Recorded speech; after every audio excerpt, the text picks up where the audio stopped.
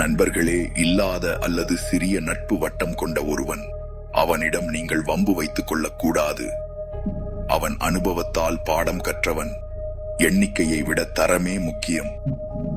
தான் வலிமையானவன் என உணர அவனுக்கு கூட்டம் தேவையில்லை.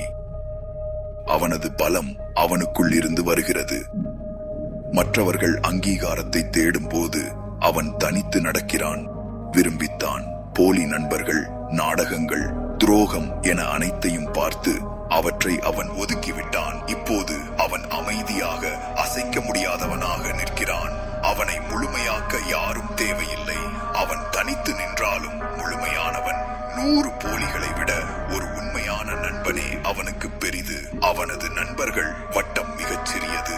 அவனது நம்பிக்கையை ஒருவர் வென்றெடுக்க வேண்டும். குழப்பம் விளைவிப்பவர்கள் உடனடியாக வெளியேற்றப்படுவார்கள். அவனது நேரம் விலை மதிப்பற்றது.